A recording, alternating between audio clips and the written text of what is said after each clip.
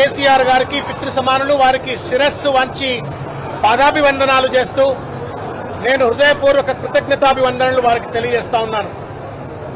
అదేవిధంగా కార్యనిర్వాహక అధ్యక్షులైనటువంటి శ్రీ కల్వకుంట్ల తారక రామారావు గారు,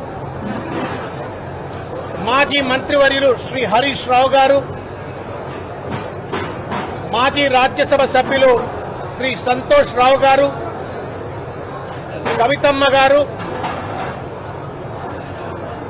ఇంకా మొత్తం తలసాని శ్రీనివాస్ యాదవ్ గారు, మధుసూదనాచారి గారు, పద్మారావు గారు, ఇంకా అనేక మంది శాసనసభ్యులు, శాసన మండలి సభ్యులు, వారందరి యొక్క ప్రోద్బలంతో ఈరోజు నేను ఎమ్మెల్సీగా ప్రమాణ స్వీకారం చేసినాను.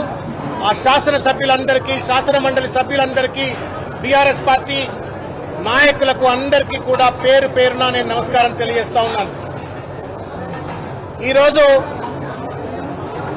కేసీఆర్ గారు ఎమ్మెల్సీ పదవి నాకు కట్టబెట్టి, ఇది పదవి కంటే కూడా ఒక బృహత్తరమైనటువంటి ఒక బాధ్యతగా నేను భావిస్తా ఉన్నాను.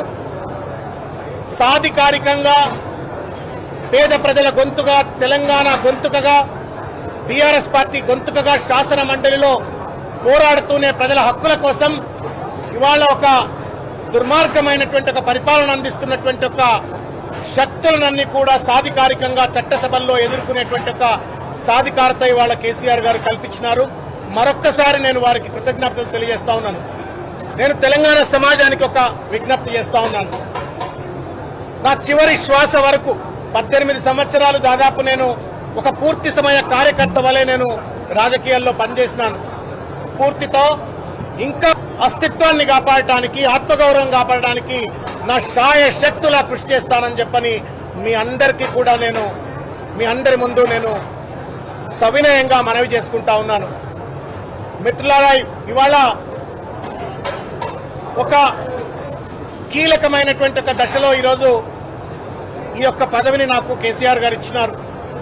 రానున్నటువంటి ఒక 3-3.5 సంవత్సరాలు మడమ తిప్పనటువంటి ఒక ప్రతిపక్ష పాత్ర పోషిస్తూ అటొక పక్కన పార్టీని బలోపేతం చేసుకుంటూ, మరో పక్కన ప్రజా సమస్యలపైన అలుపెరగని పోరాటం చేస్తూ 3వసారి కేసీఆర్ గారిని ముఖ్యమంత్రిగా చేసేటువంటి ఒక దిశలో నేను పనిచేస్తానని చెప్పని తెలియజేస్తూ, నాకు ఈ అవకాశం ఇచ్చిన పెద్దలు కేసీఆర్ గారికి మరొక్కసారి హృదయపూర్వకంగా శిరస్సు వంచి వారికి నమస్కారం తెలియజేస్తూ, కృతజ్ఞత తెలియజేస్తూ, కేటీఆర్ గారికి, హరీష్ రావు గారికి, సంతోష్ గారికి, కవిత గారికి, పార్టీలో ఉన్నటువంటి ఒక పెద్దలు, నాయకులు అందరికీ కూడా పేరు పేరున నాపై నమ్మకం ఉంచి